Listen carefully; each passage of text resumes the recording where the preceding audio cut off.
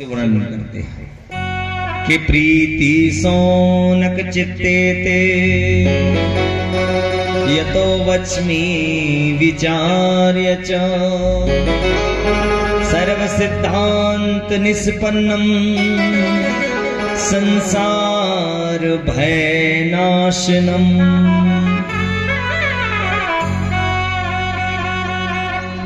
सोनक जी महाराज ने कहा कि हे सूत जी ने कहा, सोनक जी आपने बड़े कठिन कठिन चीजें मुझसे मांग लिया। आज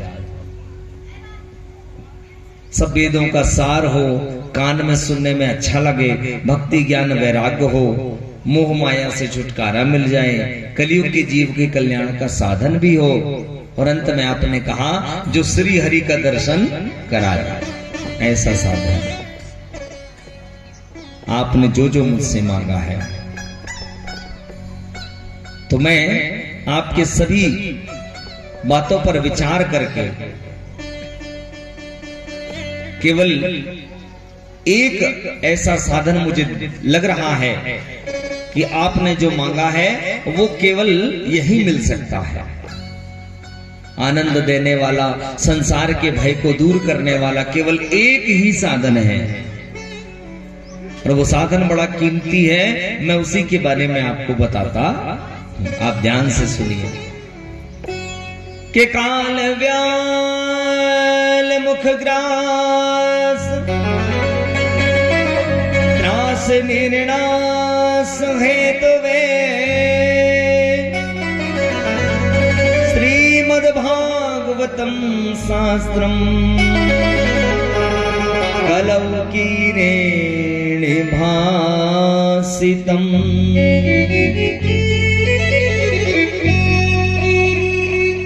काल व्याल मुख ग्रास। सूत जी महाराज ने कहा, सोनक जी ये जो समय चक्र है ना, ये समय चक्र एक सांप के जैसे है, और धीरे धीरे धीरे धीरे इस संसार के सभी मनुष्यों को, सभी जीवों को अपने पेट में निगलता चला जा रहा है। और जब तक मनुष्य या कोई भी जीव इस धरती में रहेगा तब तक उसे जीवन में नाना प्रकार के कष्ट, नाना प्रकार के दुखों को उठाना पड़ेगा, क्योंकि ये जो संसार है ये दुखालय है, दुख का घर है। इस संसार में जन्म लेकर के और हम यदि जीवन में सोचे सुख है, सुख मिले, तो कभी मिलने वाला नहीं है। जीवन में सुख है तो दुख निश्चित है, और दुख है तो सुख निश्चित है। दोनों महाराज चलते ही रहेंगे। आप लाख जतन कर लो कि सुख है सुख मिले, पर ऐसा कभी संभव नहीं है, ऐसा कभी संभव नहीं है। तो कहा इस संसार में समय रूपी अजगर से यदि किसी को बचना है तो केवल एक ही उपाय है, श्रीमद् भागवत शास्त्रम। केवल श्रीमद् भागवत महापुराण को सुनिए, इसके अलावा कोई दूसरा साधन संसार में नहीं है। चित्त को शुद्ध करने का यदि कोई साधन संत महात्माओं ने, वीरों, विद्वानों ने बताया है, तो वो साधन केवल और केवल श्रीमद् भागवत ही है। परंतु सोनक जी ये भागवत भी सहज में मिल जाए ये संभव नहीं है, सहज में मिलने वाला नहीं है। जन्मांतरे भवेत पुण्यम तदा भागवतम लभेत। जन्म जन्मांतरों के जब पुण्य उदय होते हैं तब जीवन में श्रीमद् भागवत महापुराण सुनने का सौभाग्य जीव को प्राप्त होता है। एक दो जन्म से नहीं, कई जन्मों के जब पुण्य उदय होते हैं तब भागवत की कथा जीवन में हमको मिलती है। कहा इस भागवत की महिमा सुनाता हूं आपको कि परीक्षिते कथा वक्तुम सभायां संस्थिते शुके सुधा कुंभं गृहीत्वेव देवास्तत्र समागमन्।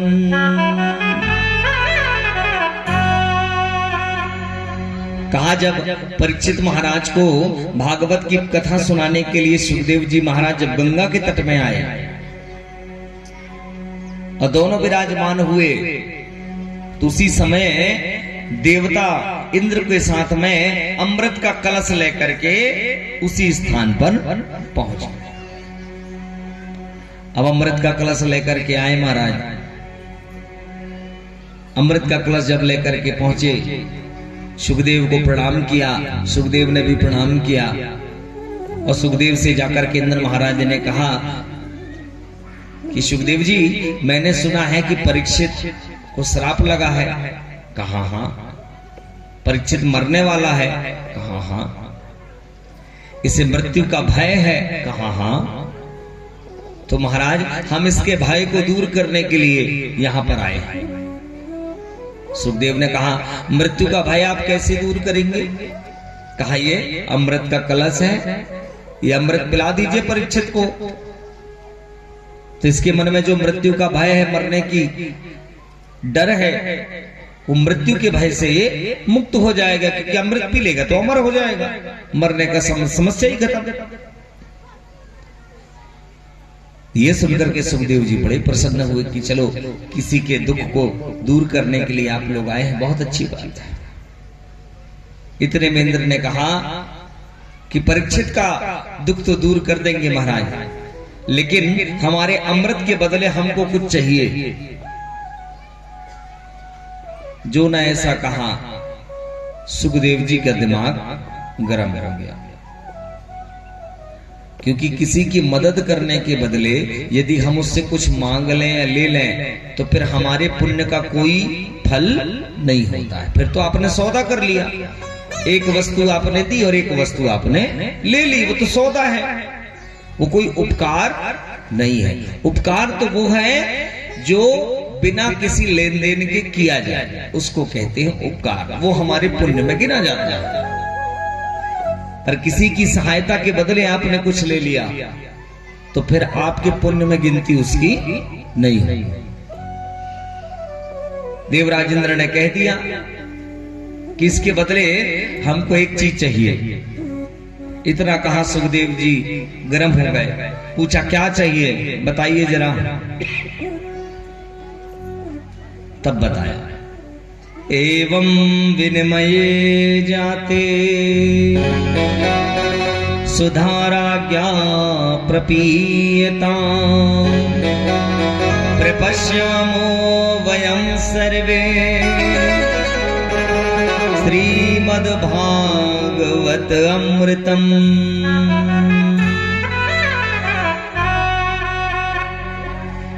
इंद्र महाराज ने कहा कि परीक्षित को हम अपना अमृत दे देते हैं ताकि वो मरेगा नहीं, और उस अमृत के बदले भगवान की भागवत अमृत आप हमको दे दीजिए।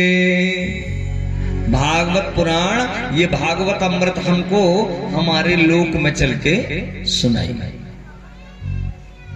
सुखदेव जी महाराज तनक क्रोधित हो गए। क्यों?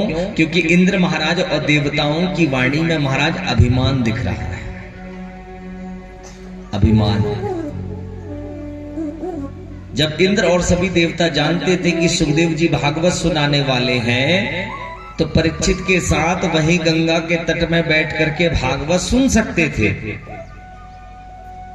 पर देवताओं में अभिमान था कि हम देवता हैं, इन मनुष्यों के साथ में बैठ के क्यों सुनेंगे, इससे अच्छा हम पुराण के को ना वहां पे लेके चलेंगे अपने धाम, वहीं पे सुन लेंगे। ये अभिमान था। और सुखदेव जी समझ गए कि अभिमान के कारण ऐसा बोल रहे हैं। सुखदेव ने कहा नहीं, देवताओं को सुनाना उचित नहीं है, क्योंकि कथा का आनंद तो तब है जब श्रोता भी तगड़ा हो और वक्ता भी तगड़ा, तब कथा का आनंद है। अब कथा सुनाए जा रहे हैं और श्रोता के नींद आ रहे हैं, तब कहां से कथा चले। कथा का आनंद तो महाराज तब है जब वक्ता भी उतना ही सावधानी से कहे और श्रोता भी उतनी ही सावधानी से रस को सुने, तब आनंद है। तो सुखदेव जी महाराज ने कहा कि तुम्हारे मन में अभिमान है, इसीलिए तुम अपने अमृत के बदले भगवान की अमृत चाहते हो। और जहां अभिमान होगी वहां पर भागवत मिलने वाली नहीं।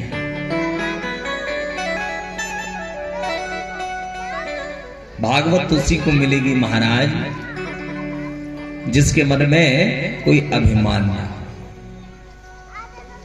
देवताओं के मन में अभिमान था, इसीलिए सुखदेव जी के सम्मुख उन सभी लोगों के साथ सुनने से मना किया।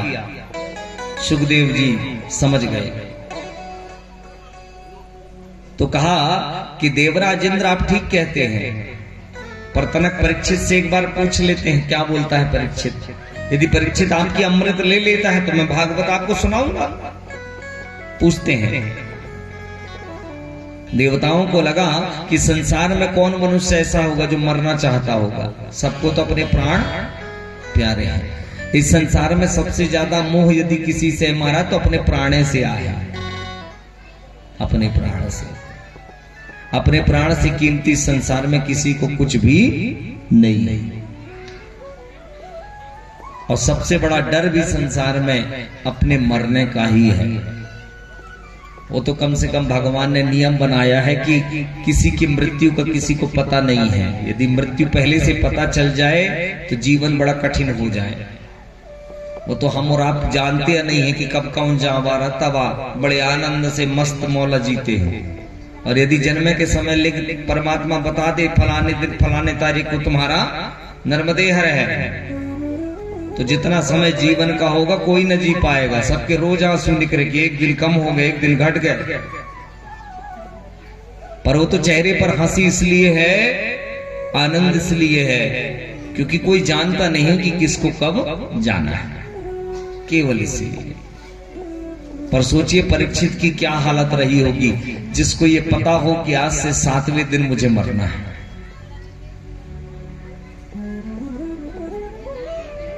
तो परीक्षित से पूछा सुखदेव ने, बताओ परीक्षित क्या चाहिए तुझे? दो अमृत हैं तेरे सामने, एक देवता लेके आया और एक मैं लेके आया, क्या पिएगा? परीक्षित ने हाथ जोड़ा और कहा महाराज ना तो मैं देवताओं के अमृत को अच्छे से जानता और न आपे के अमृत को अच्छे से जानता। थोड़ा थोड़ा दोनों अमृत के बारे में कुछ कुछ बताइए, तब मैं सोच विचार करके विचार करूं भाई, समझो कि किस में मेरा घाटा है, किस में मेरा बढ़ा है, किस में फायदा है, किस में मेरा नुकसान है। तो सुखदेव जी ने बताया कि देवताओं के अमृत को पिएगा तो शरीर से नहीं मरेगा, अमर हो जाएगा, कभी नहीं मरेगा। जीवन में जो सुख और दुख आना है वो भोगते भोगते चलता रहेगा। पर जैसे जैसे उम्र बढ़ेगी तेरे शरीर कमजोर होता जाएगा, शरीर में फर्क नहीं पड़ेगा, प्राण भरट के रहेंगे, प्राण नहीं निकलेंगे। और यदि भगवान की भागवत को सुनेगा तो शरीर से भले मर जाए, पर भागवत तुझे चिन्मय प्रकाश के पास लेके जाएगी जहां पर कभी अंधकार का स्थान नहीं होता है और जहां पर सदैव सच्चिदानंद स्वरूप पर ब्रह्म परमात्मा दर्शन देता है। वहां पर दुख का कोई स्थान नहीं है, वहां सदैव आनंद ही आनंद रहता है। अब बता तुझे क्या चाहिए? परीक्षित महाराज ने विचार किया और कहा प्रभु मुझे देवताओं का अमृत नहीं चाहिए, शरीर हजारों साल करोड़ों साल जी के क्या करूंगा मैं? नहीं महाराज, मुझे तो उस चिन्मय प्रकाश के पास जाना है, उस परमानंद के पास जाना है जहां पर चिंता और दुख का इंच मात्र भी जगह नहीं है। इन सबसे मुक्त होना चाहता हूं। तो कहा यदि इन सभी कष्टों से मुक्त होना चाहता है तो तुझे केवल श्रीमद् भागवत महापुराण ही ले जा सकता है। तो परीक्षित ने कहा फिर मुझे इनका अमृत नहीं पीना, आप तो मुझे भागवत अमृत पिलाइए बस। सुखदेव जी मन ही मन बड़े प्रसन्न हुए कि आज मेरे मन का श्रोता मिला है, इसको सुनाने में आनंद आएगा। कहा रुको तनक देवताओं से बात कर लूं। और जो ना फटकारा है महाराज देवताओं को, फिर कहा कि क्वा सुधा क्वा कथा लोके क्वा काचर क्वा मणिर्महान ब्रह्मरातो विचर्येति तदा देवांज हासहा। कहा देवराज सुन लिए, क्वा सुधा क्वा कथा लोके, कहा तुम्हारा अमृत और कहा भागवत। ये तो वही बात है कि कहा कांच और कहा मणि। कांच के बदले इस संसार में कोई मणि देने वाला नहीं है। मणि श्रेष्ठ होती है, कांच श्रेष्ठ नहीं है। ऐसे ही तुम्हारा जो अमृत है वो कांच है और भगवान की जो भागवत है वो मणि है। इन दोनों में अदला बदली संभव नहीं है। अदला बदली बराबर की चीजों में होती है, छोटी बड़ी चीजों में अदला बदली नहीं होती। इसलिए उठाओ अपना अमृत और निकलो यहां से। जो ना फटकार के भगाया, सारे देवताओं का महाराज सिर नीचे हो गया। जो बड़ा अमृत करके लाए थे ना, उस अमृत को सुखदेव जी ने भगवान की कथा के सामने छोटा बना दिया। और दौड़े दौड़े कहां गए? ब्रह्मा जी के पास। ब्रह्मा जी को जाकर के सारी बात बताई। ब्रह्मा जी के भी समझ में नहीं आया कि देवताओं का अमृत समुद्र मंथन किए तब जाकर के अमृत निकला, तो कोई छोटा मोटा अमृत नहीं है, वो भी बहुत कीमती है। पर सुखदेव ने कैसे कह दिया कि देवताओं का अमृत छोटा है, भगवान की कथा बड़ी है? ब्रह्मा जी के भी समझ में नहीं आया। ब्रह्मा जी कहा देखो देवताओं, 7 दिन परीक्षित को देखते हैं, इसका निर्णय तो 7 दिन बाद ही होगा। यदि 7 दिन बाद परीक्षित का कल्याण हो गया, परमात्मा के धाम चला गया, तो मान लेना भागवत से बढ़ के कुछ नहीं। और यदि नहीं गया तब फिर सुखदेव को जाकर के प्रश्न करेंगे। तो 7 दिन सभी देवी देवता ब्रह्मा जी के साथ टकटकी लगा करके परीक्षित को देखते रह गए, क्या होगा क्या होगा क्या होगा। और जैसे 7वें दिन परीक्षित परमात्मा के परम धाम को प्राप्त किए हैं, ब्रह्मा जी ने हाथ जोड़ा और बोलना पड़ गया कि अभगतांच विज्ञाय न ददौ सकथामृतम श्रीमद्भागवती वार्ता सुराणामपि दुर्लभा।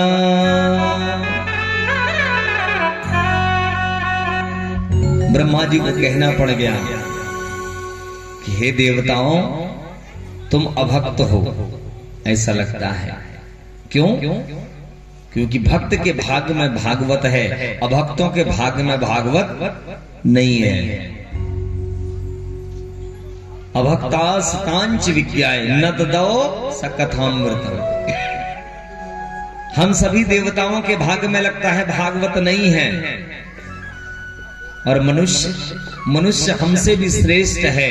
क्यों? क्योंकि मनुष्यों के भाग में भागवत है, इसलिए मनुष्य बड़ा है और देवता छोटे। हमारे जीवन में सुख आनंद है, लेकिन भागवत नहीं है। और मनुष्य के जीवन में सब कुछ है और साथ में भागवत भी है। और तौला मारा तराजू में ब्रह्मा जी ने, तो भागवत अकेले सब वेद पुराणों पर भारी दिखा। ये भागवत की महिमा है। सारे देवता और ब्रह्मा जी तक चकित हो गए भागवत के भजन को देख करके कि अकेले भागवत सब वेद पुराणों में भारी पड़ रहा है। ऐसी महिमा भागवत की सूत जी ने सुनाई। सुन करके सोनक जी महाराज गदगद हो गए। कहा प्रभु, ये तो बहुत भारी चीज बता रहे हैं आप भागवत को। अच्छा ये तो बताइए महाराज कि जो भागवत कितनी महिमा है, तो इस भागवत को कितने दिन सुनना चाहते हैं? 1 साल सुनना पड़ता है कि 6 महीना की, 3 महीना की, 1 महीना, 15 दिन, कितना दिन, कितने दिन का ये पुराण होता है? तब सूत जी ने बताया क्या कि सप्ताह श्रवणेनेव सर्वथा मुक्तिदायकम् सनकादे पुरा प्रोक्तम् नारदाय दयापरि।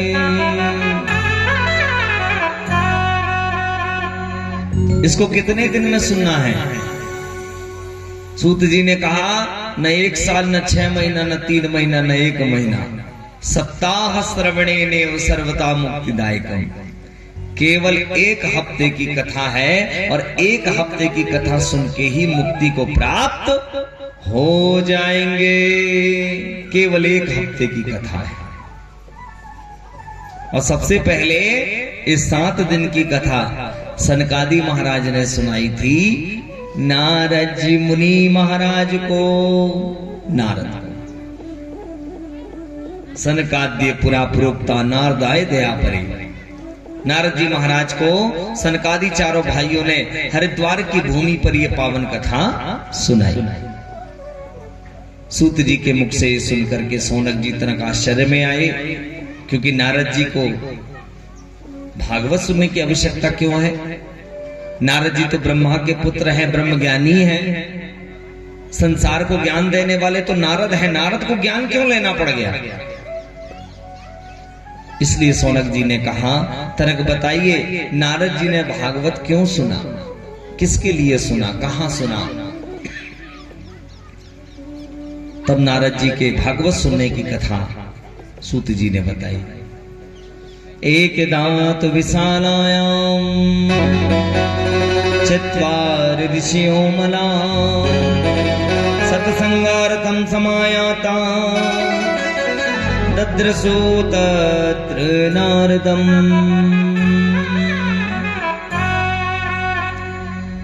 सूत जी कहते हैं कि सुनिए, एक बार बद्री विशाल में नारद जी महाराज घूम रहे थे और नारद जी के उसी बद्रीनाथ धाम में नारद जी के बड़े भैया सनक, सनंदन, सनातन और सनत कुमार, ये चारों भाई भी बद्री विशाल में घूम रहे थे। कहे नारद जी तो कुछ चिंता में घूम रहे थे, ये चारों सनकादि ऋषि जो सत्संग के लिए घूम रहे थे, सत्संग करने के लिए। क्योंकि इन चारों भाइयों के जीवन का केवल एक उद्देश्य है, केवल हरि की कथा, हमेशा हरि की कथा।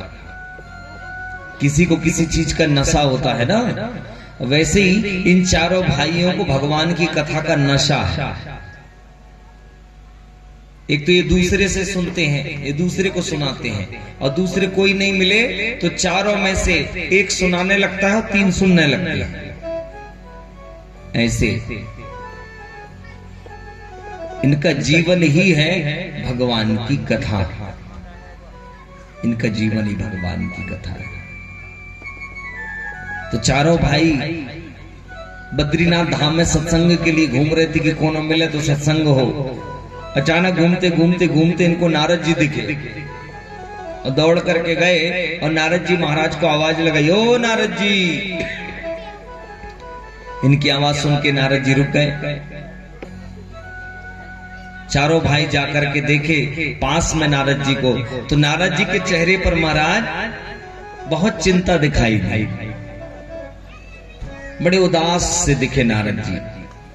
तो चारों भाइयों ने देखा और पूछा कि कथम ब्रह्मन दीन मुख कतश्चिंता परो भवान करितं गम्यते कुत्र कुतश्चागमनं तो।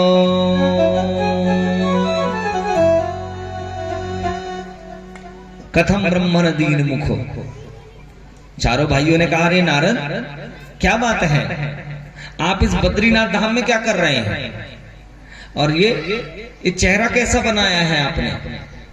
आपको देख करके ऐसा लग रहा है जैसे आपके चेहरे पर आपके पास बहुत चिंता है, बड़े उदास से दिख रहे हैं। ऐसा लग रहा है कि किसी ने आपका पूरा डेरा संपत्ति चुरा लिया। जैसे धनवान वाले का धन लुट जाए तो वो बड़ा दीन बन जाता है, सब लुट गया, सब लुट गया महाराज। वैसी नारद जी आपको देख करके लग रहा है जैसे आपके जीवन की सारी संपत्ति लुट गई।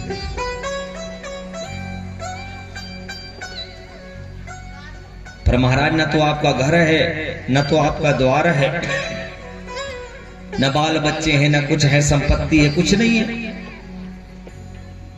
फिर भी आप ऐसे रोए रोए से दिखाई दे रहे हैं,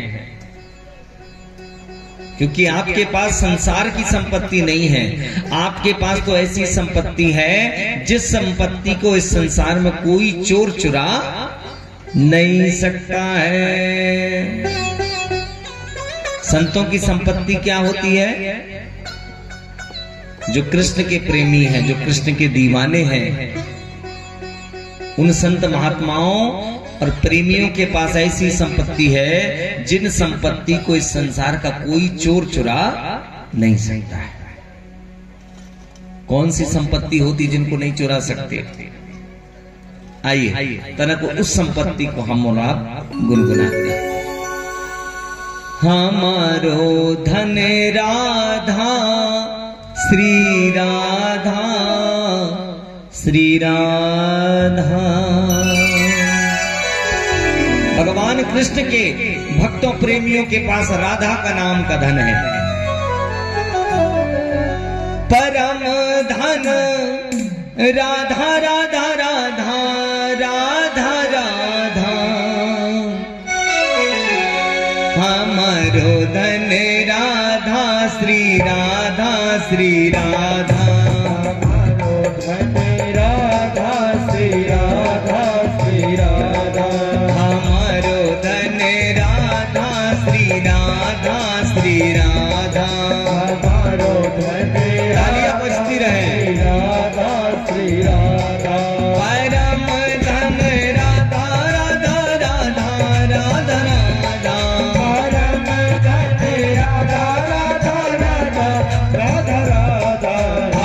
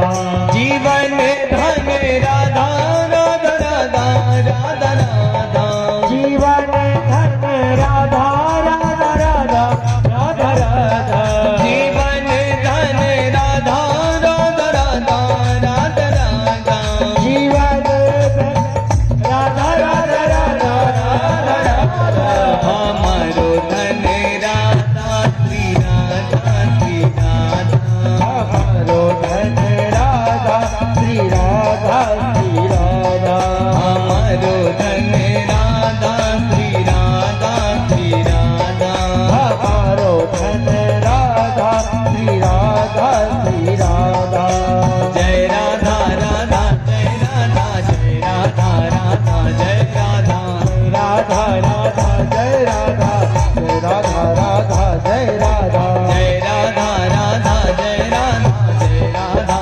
राधा जय राधा जय राधा राधा जय राधा जय राधा राधा जय हो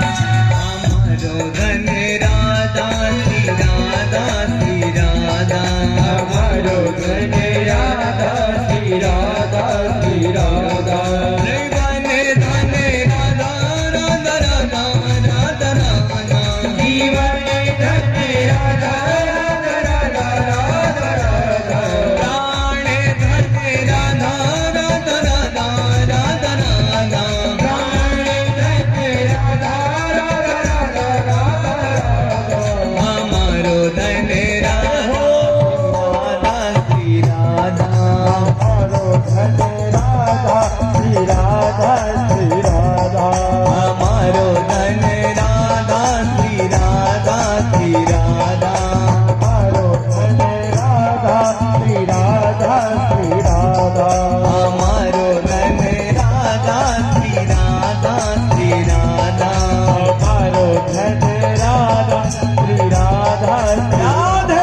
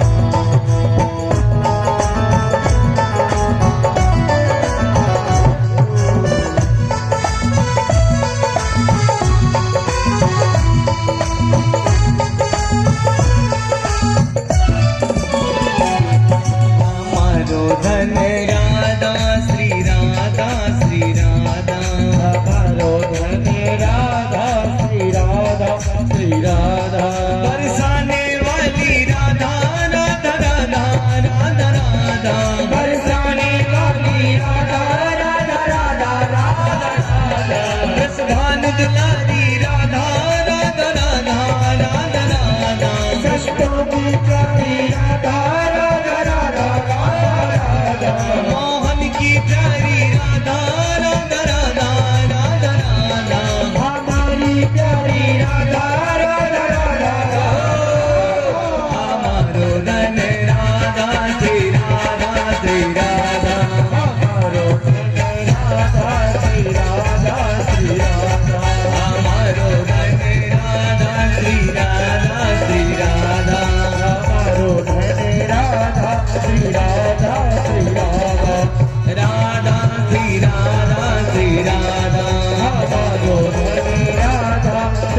राधा श्री राधा हमारो धन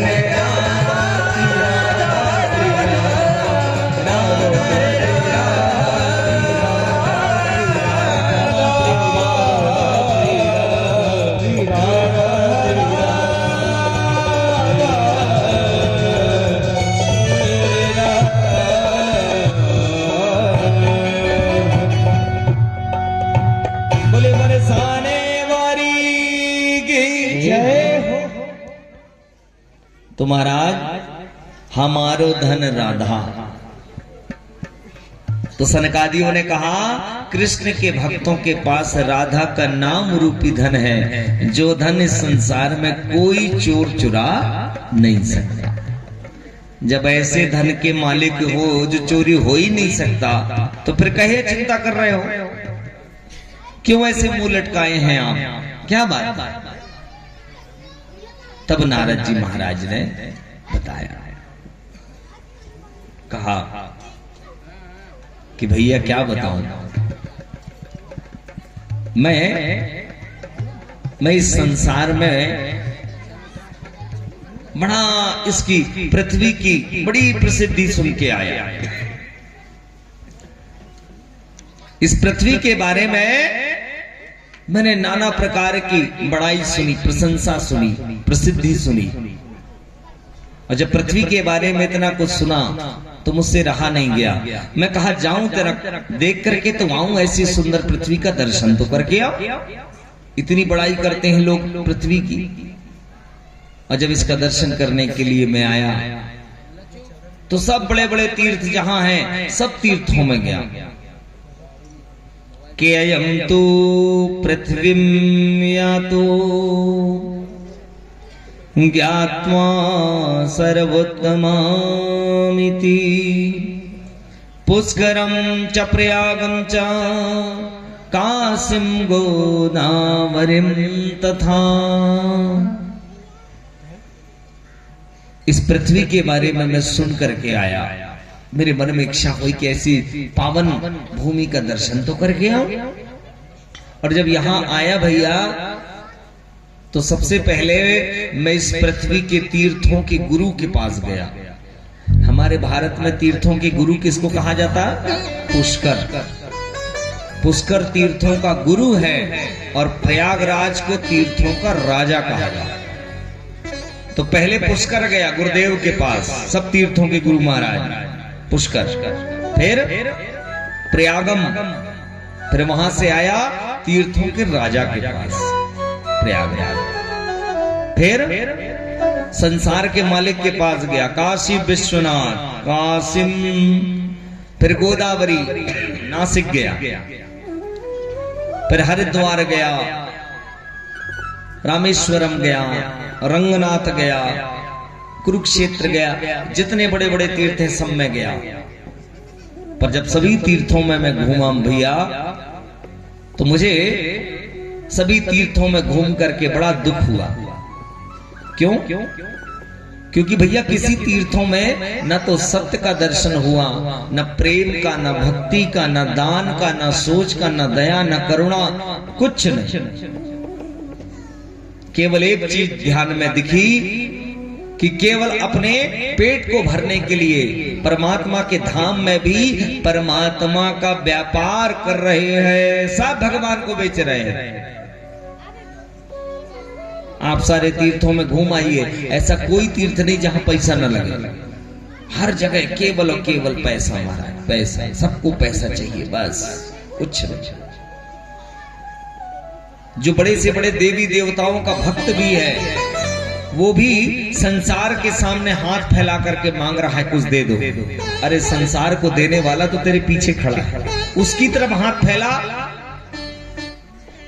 तो उसको भी उस पर विश्वास नहीं है कि ये देगा कि नहीं देगा, तो वो संसार के लोगों की तरफ हाथ फैलाता है, दे दो कुछ मुझे। क्यों? क्योंकि मन में भगवान के प्रति प्रेम नहीं है, मन में भगवान के प्रति विश्वास नहीं है। इसीलिए विश्वास होता तो उसको ये पता ही ना चलता कि कितने दर्शन को आए और कितने चले गए। पर ये केवल संसार के लिए हाथ इसलिए फैलाता है क्योंकि उसे परमात्मा पर विश्वास नहीं। केवल अपने पेट की भूख को शांत करने के लिए कूट भाषण करते हैं, बातें बोलते हैं, कूट भाषण करते हैं। जब नारद जी ने कहा सभी तीर्थों में मुझे यही दिखाई दिया, तो मैं समझ गया कि इन तीर्थों में भगवान के भक्त मिलने वाले नहीं, फालतू। तो मैंने कहा कहां भगवान के भक्त मिलेंगे? तो कहा जब तीर्थों में नहीं मिले तो मेरे को लगा शायद गृहस्थ, जो गृहस्थ जीवन में रहते होंगे, शायद उनके यहां भगवान के भक्त मिले। तो मैं गृहस्थियों के पास आया, परंतु यहां आकर के क्या दिखा कि मंदः सुमंद मतयो मध्यमा क्या भद्रुता पाखंड निरता संतो विरक्ताया सपरिग्रहा।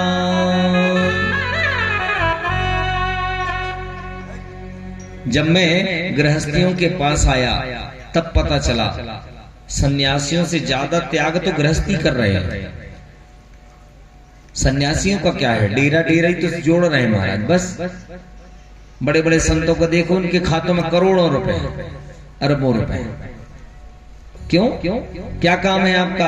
आप तो त्यागी महाराज हैं, संसार के सब कुछ त्याग दिया है आपने, फिर क्या करोगे इतनी संपत्ति?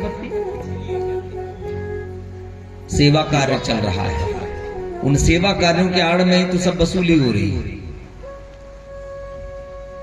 तो नारद जी कहते हैं कि जब सन्यासियों को देखा तो भैया मुझको दिखाई दिया कि जितने साधु संत सब पाखंड हैं, सब पाखंडी हैं। इन साधु सन्यासियों से ज्यादा प्रेम तो गृहस्थ में जो रह रहे हैं उनको ज्यादा भगवान पर विश्वास है। परंतु उन गृहस्थियों के यहां भी अनेक समस्याएं हैं। तरुणी प्रभुता गे है शाल को बुद्धिदायका।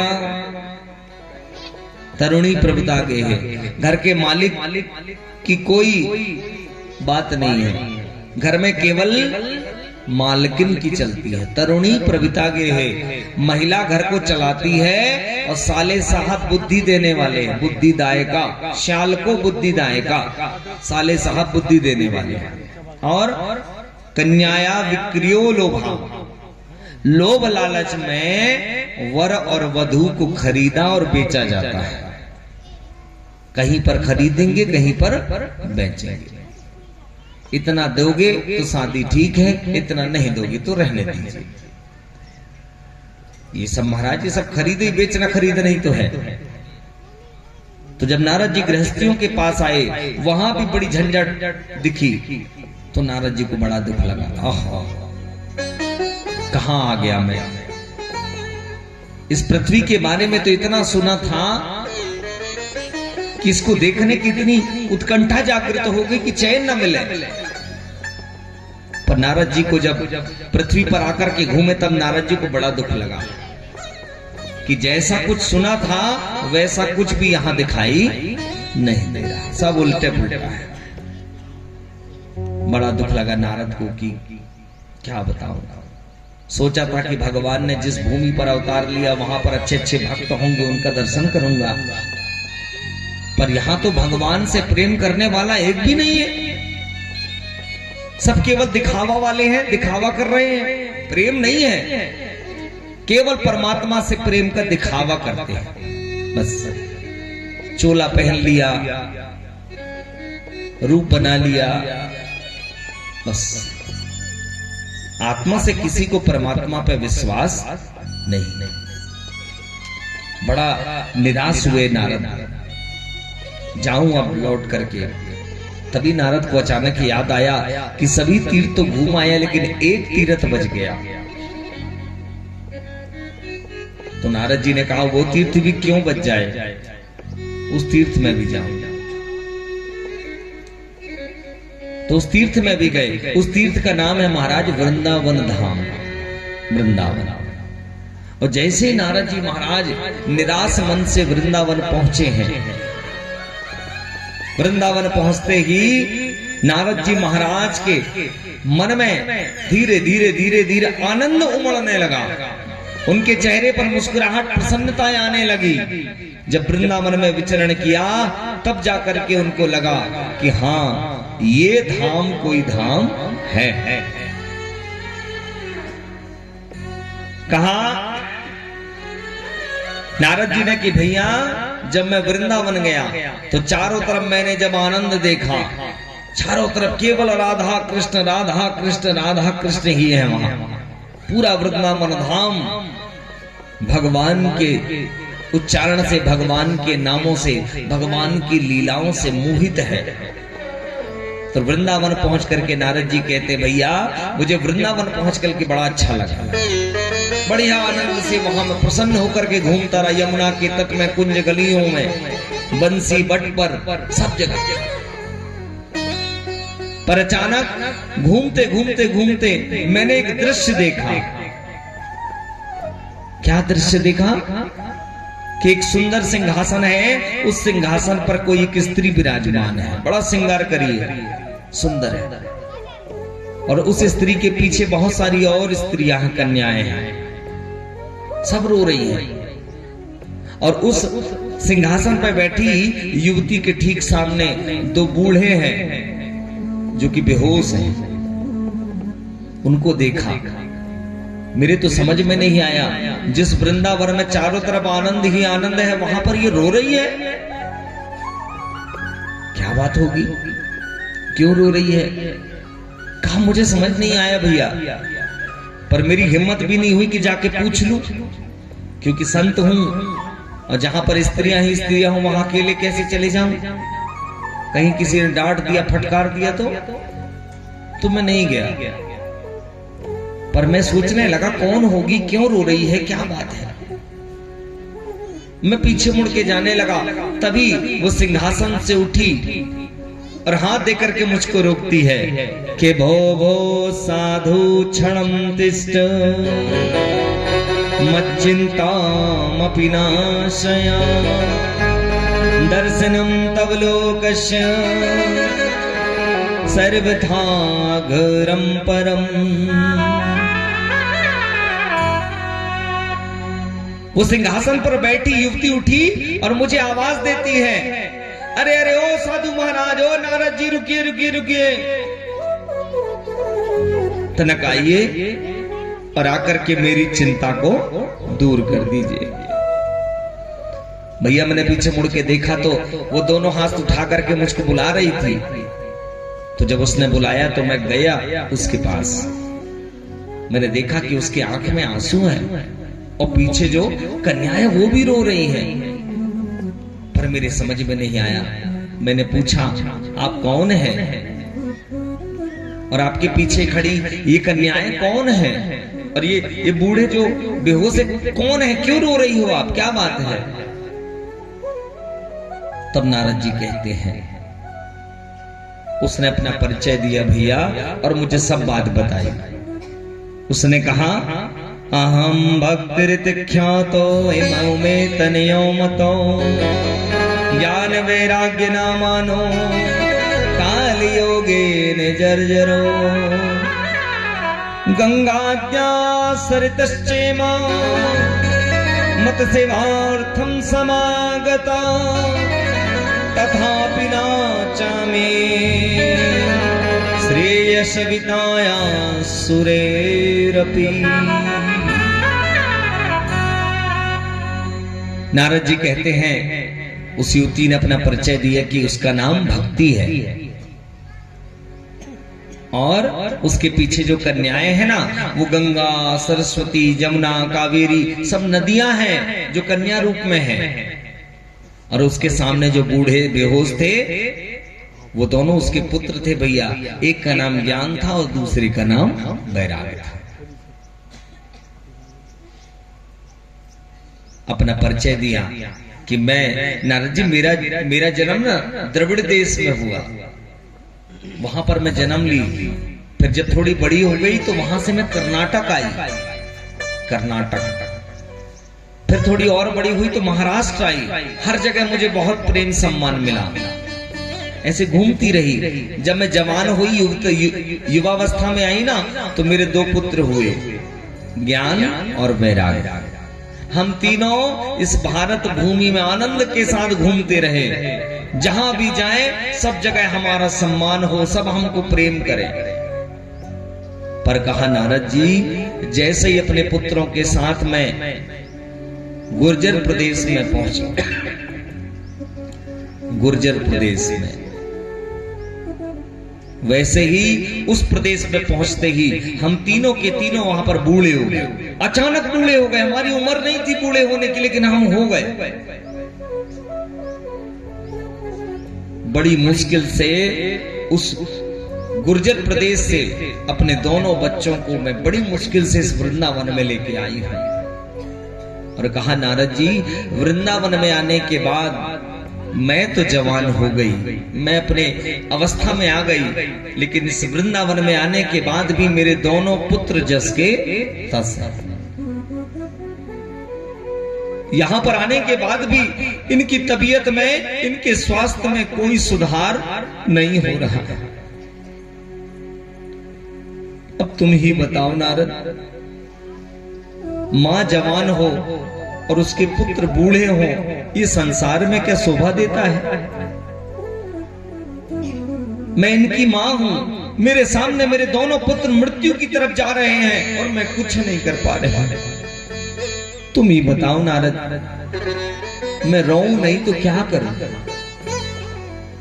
तिल तिल मेरे सामने मेरे दोनों पुत्र अपने जीवन की अंतिम स्थिति की ओर जा रहे हैं। मैं अपने नेत्र के सामने कैसे इनको मृत्यु की तरफ देखूं? मेरे पास लेकिन कोई उपाय नहीं है नारद, मैं करूं तो करूं क्या? अब तो एक ही उपाय बचता है कि यदि मेरे दोनों पुत्र ठीक नहीं होते नारद जी, तो मैं अपने दोनों पुत्रों को लेकर के इस वृंदावन से, इस भारत को छोड़ करके मैं विदेश से गम्यते मया, मैं कहीं और विदेश चली जाऊंगी और दोबारा लौट करके आऊंगी नहीं। जैसे सुना नारद ने कि भक्ति मैया है, ये तो वही मैया है जो मेरे परमात्मा को सबसे ज्यादा प्रिय है। भक्ति मैया से ज्यादा ठाकुर जी किसी और से प्यार प्रेम नहीं करते। सबसे ज्यादा प्रिय परमात्मा को केवल भक्ति मैया है। और जो परमात्मा की प्रिया हो, ऐसी भक्ति के नेत्र में यदि आंसू आएंगे तो भक्तों की क्या गति होगी? इसके नेत्र में आंसू देख करके तो मेरे परमात्मा भी दुखित हो गए होंगे, परमात्मा भी दुखित हो गए होंगे। महाराज, भक्ति मैया के इस बात को सुनकर के नारद जी को बड़ा दुख लगा, क्योंकि नारद जी जानते हैं यदि भक्ति मैया भारत को छोड़ करके चली गई तो किसी को दुख हो ना हो, मेरे नारायण के हृदय में सबसे ज्यादा दुख पहुंचेगा। और यदि प्रभु दुखित हो गए तो फिर उनके दास के होने का क्या मतलब? दास तो वो है जो मालिक के चेहरे पर सिकन ना आने दे। नहीं, मुझे कुछ करना होगा। नारद जी ने कहा, हे भक्ति मैया, आप चिंता न करिए, आपके दोनों पुत्रों को ठीक करने की जिम्मेदारी मेरी है। मैं वचन देता हूं, आपके दोनों पुत्रों को ठीक करूंगा, और यदि ठीक नहीं कर पाया तो मैं हरि का दास नहीं, मैं हरि का दास ही नहीं यदि ठीक न कर पाया। आप चिंता न करिए, मैं ठीक करूंगा। तब जब नारद जी ने ऐसे वचन कहे, तब जाकर के हमारी भक्ति मैया के मन में तनक शांति आई, क्योंकि भक्ति मैया जानती है नारद कोई छोटा मोटा संत नहीं है। ध्रुव जी महाराज से भेंट हुई तो परमात्मा का दर्शन करा दिया। प्रहलाद जी महाराज को मैया के गर्भ में ज्ञान दिया तो खंबे से परमात्मा को निकलवा दिया। ऐसे है नारद, छोटे मोटे संत नहीं है जो नारद के हाथ में आ गया तो ठाकुर से मिला ही देगा। तो भक्ति मैया को बड़ी प्रसन्नता हुई कि नारद जैसे संत ने यदि वचन दिया है तो कभी खाली नहीं जाएगा। और महाराज भक्ति मैया को इतना समझाया और नारद जी इस वृंदावन की भूमि को प्रणाम करते हैं कि धन्य है वृंदावन कि वृंदावनस्य संयोगा पुनस्तुम तरुणी नवा धन्यं वृंदावनं तेन भक्तिर्नृत्यति यत्र च।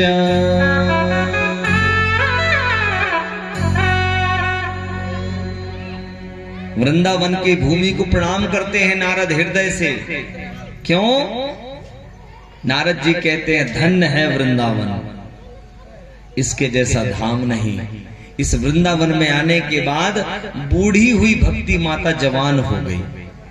इसका मतलब वृंदावन में आज भी भक्ति मैया जवान है। वृंदावन वहां ज्ञानी और बैरागियों का कोई काम नहीं है। वहां काम है महाराज किसका? भक्तों का। तो आइए तरक वृंदावन की भूमि को प्रणाम करते हैं। वृंदावन प्यारो वृंदावन, वृंदावन प्यारो वृंदावन, वृंदावन मेरो वृंदावन, वृंदावन प्यारो वृंदावन, वृंदावन प्यारो वृंदावन, वृंदावन प्यारो वृंदावन। श्यामा कमल हृदय सो प्रगटो, श्यामा हृदय कमल सो प्रगटो, श्यामा हृदय कमल सो प्रगटो, श्यामा हृदय कमल सो प्रगटो, श्याम हृदय को भाए वृंदावन प्यारो वृंदावन, वृंदावन प्यारो वृंदावन मेरो वृंदावन, वृंदावन मेरो वृंदावन।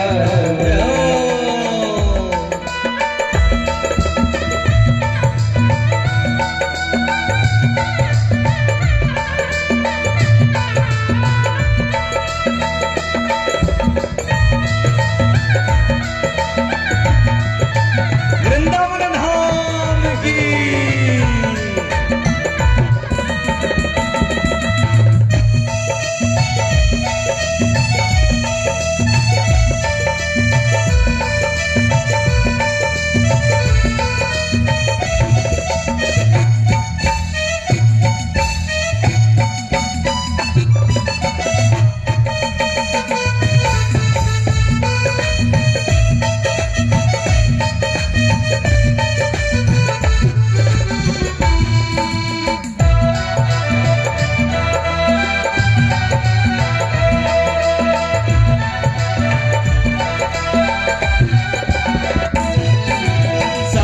सुख सागर रूप उजागर रहे वृंदावन धाम, सब सुख सागर इन उजागर रहे वृंदावन धाम, सब सुख सागर रूप उजागर रहे वृंदावन धाम, सब सुख सागर रहे उजागर रहे वृंदावन धाम। गोस्वामी प्रगट किया जहां, रूप गोस्वामी प्रकट कियो जहां, रूप गोस्वामी प्रगट किया जहां, रूप गोस्वामी प्रकट कियो जहां, गोविंद रूप निधान वृंदावन प्यारो वृंदावन,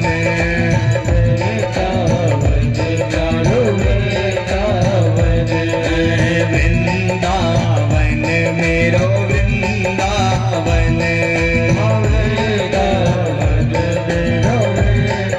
जय हो।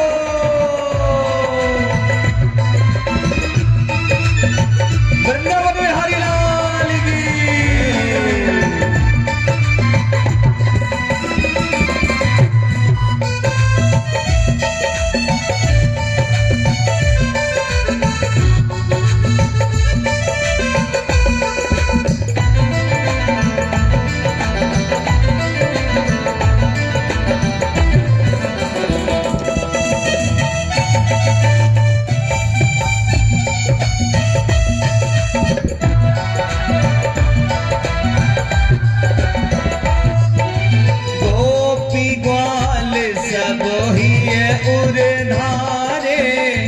प्यारो गोपीनाथ, गोपीलाल सब हीरे उरधारे, प्यारो गोपीनाथ, गोपी ग्वाल सब हीरे उरधारो, प्यारो गोपीनाथ, गोपीनाथ सब ही ध्याओ, प्यारो गोपीनाथ, मधुसूदन जिन कंठ लगायो, मधुसूदन जिन कंठ लगायो, मधुसूदन जिन कंठ लगायो, मधुसूदन जिन कंठ लगायो, जहाँ है रही जयकार जय हो।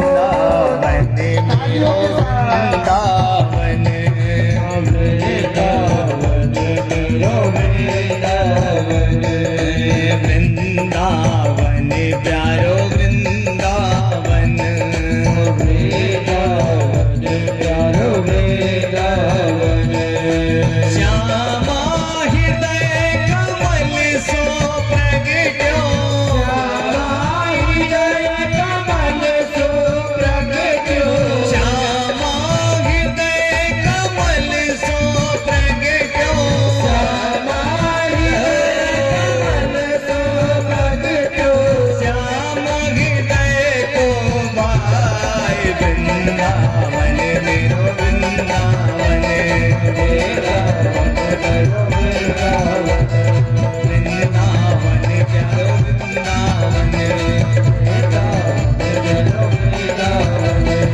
वृंदावन प्यारो वृंदावन, वृंदावन मेरो वृंदावन, वृंदावन प्यारो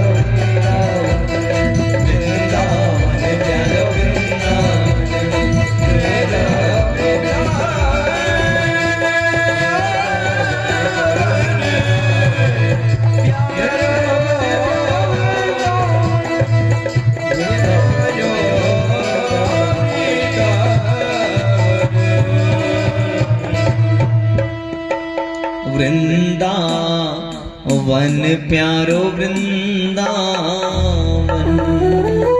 बोल वृंदावन धाम की। महाराज वृंदावन तो हमारे ठाकुर जी का घर है, वृंदावन तो घर है बांके बिहारी जी। ऐसे वृंदावन की भूमि को हमारे नारद जी बार बार प्रणाम करते हैं। धन्य है ये वृंदावन, जहां पर आने के बाद हे भक्ति मैया आप इतनी सुंदर हो गई। इसका मतलब वृंदावन में आज भी भक्ति है, पर ज्ञान और वैराग्य नहीं।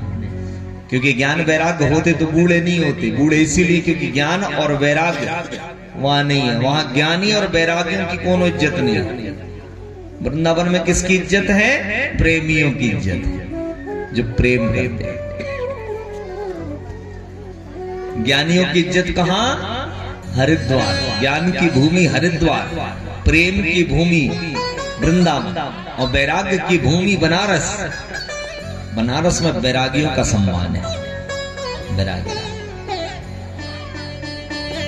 तो महाराज नारद जी ने कहा चिंता न करिए, आपके दोनों पुत्रों को मैं ठीक करूंगा। और लग गए काम में। क्या? वेदों के मंत्र बोलते कि वेद वेदांत घोषश्च गीत पाठेर मुहुर्मुहु बोधमानो तदा तेन कथम चिंचोत्थितौ बलात्। वेद वेदांतों के मंत्र बोले, श्लोक बोले, स्मृतियां बोले, ऋचाएं बोले, और गीता पाठ तो अनगिनत बार कर दिया हो, गिनती नहीं। प्रभाव नारद जी जब अपने मुख से बोले तब तक ज्ञान वैराग्य होश में आके आंखें खोल ले, बैठ जाए। और जैसे ही नारद जी बोलना बंद करे तो फिर लेट जाए, फिर बेहोश हो जाए। बार बार ये बहुत प्रयास किया नारद ने, सफलता नहीं मिली। नारद जी के मन में तरफ डर होने लगा कि क्या हो रहा है, मेरा प्रयास सफल क्यों नहीं हो रहा, ये क्यों ठीक नहीं हो रहा है। तभी नारद जी ने मन ही मन अपने ठाकुर नारायण के चरणों का ध्यान किया कि हे गोविंद कृपा करिए नाथ, आपके भक्त के बात की लाज रखिए। आज यदि ये दोनों ठीक नहीं हुए ना नाथ, तो अपमान मेरा नहीं होगा, अपमान आपे क्या होगा। क्योंकि भक्त हमेशा अपने मालिक की कृपा से ग्रसता है। और मैंने इतनी बड़ी बात यदि बोली है तो केवल आपके दम पे, और यदि आज मेरी बात झूठी निकली तो अपमान आपका भी होगा, मेरा भर नहीं होगा। इसलिए कृपा करिए, अपने इस दास पर कृपा करिए। जैसे ही कहा मन ही मन, तुरंत भगवान ने आकाशवाणी करी और कहा नारद आप जो कर रहे हैं बिल्कुल उचित है, लेकिन जब तक सत्कर्म नहीं करोगे इनकी तबीयत ठीक होने वाली नहीं है। सत्कर्म कर। नारद ने कहा सत्कर्म क्या है मुझे नहीं पता। कहा वो हम नहीं बताएंगे, वो संत महात्मा बताएंगे, पूछो। इतना कहकर के आकाशवाणी लुप्त हुई। नारद जी को पता चला सत्कर्म करना है, पता नहीं। चारों तरफ ब्रज में गए, सब लोगों से पूछा, पर किसी संत महात्मा ने नहीं बताया कि सत्कर्म क्या क्या। अंततः ढूंढते ढूंढते पूछते पूछते पूछते पूछते हरिद्वार आए। हरिद्वार में भी कोई नहीं बताया तो बद्रीनाथ चढ़ गए। तो नारद जी ने कहा भैया सत्कर्म को पूछते पूछते मैं यहां आ गया, और यहां भी जब पता नहीं चला तब मेरे मन में बड़ी चिंता हुई कि अब क्या मुंह लेकर के जाऊंगा वृंदावन, क्या बोलूंगा भक्ति मैया को कि कैसे तेरे दोनों बच्चों को ठीक करने का मैंने वचन दिया था और नहीं कर पा रहा हूं। इसलिए दुखित होकर के यहां पर घूम रहा था, सोच रहा था क्या करूं क्या करूं। इतने में आपका दर्शन हो गया। आप चारों भाइयों को बहुत बहुत प्रणाम है। हे भैया मेरी चिंता का निदान करिए, मेरे प्रश्न का उत्तर दीजिए। आकाशवाणी ने किस सत्कर्म के लिए कहा है मैं नहीं समझ पा रहा। तब चारों भाइयों ने सत्कर्म बताया कि आकाशवाणी ने जो सत्कर्म कहा है वो क्या है कि सत्कर्म सूचको नूनम ज्ञान यज्ञ स्मृतो बुधे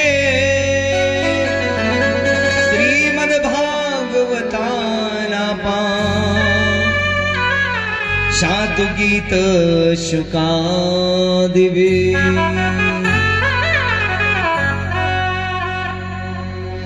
हे नारद आकाशवाणी ने जिस सत्कर्म के लिए कहा है उस सत्कर्म को कहते हैं ज्ञान यज्ञ। और ज्ञान यज्ञ श्रीमद् भागवत महापुराण ही ज्ञान यज्ञ है,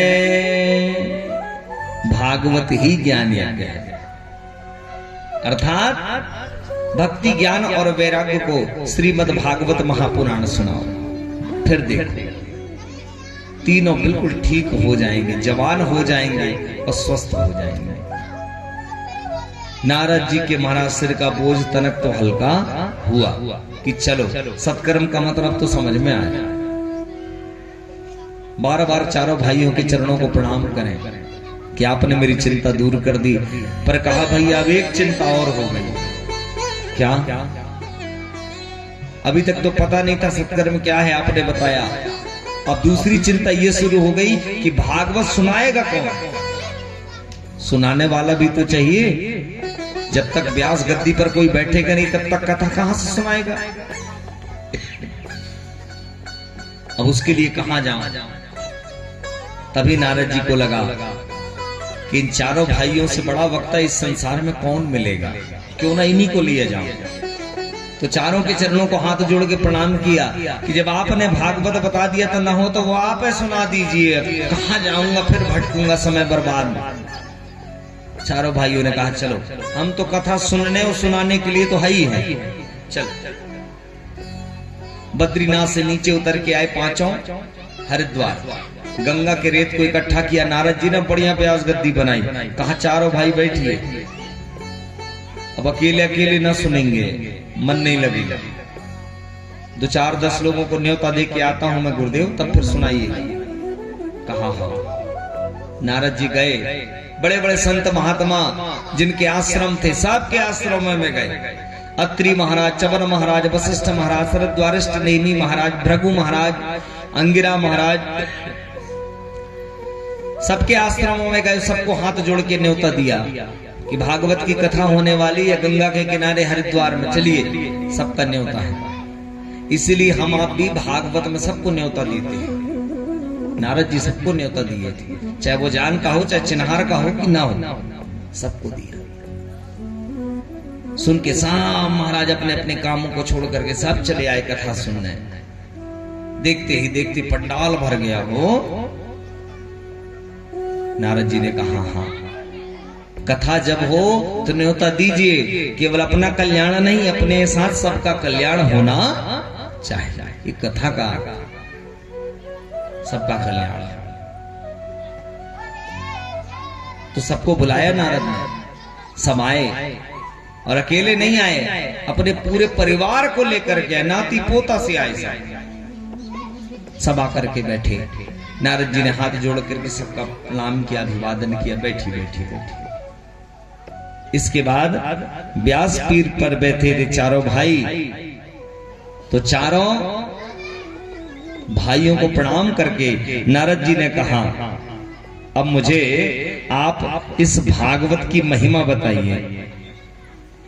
इस भागवत की महिमा क्या है जिस पुराण के बारे में आप सुनाने वाले हैं? चारों भाइयों ने कहा कि नारद भागवत की महिमा तो इस संसार में कोई नहीं बता सकता, फिर भी जितना हमको पता है हम थोड़ा बहुत जो जानते हैं वो बता देते हैं। क्या? कि अतते संप्रवक्ष्यामो महत्वं सुख शास्त्रजम् यस्य श्रवण मात्रेण मुक्ति करतले स्थिता सदा सेव्या श्रीमद्भागवती कथा यस्य श्रवण मात्रेण हरिश्चित्तं समाश्रयेत्।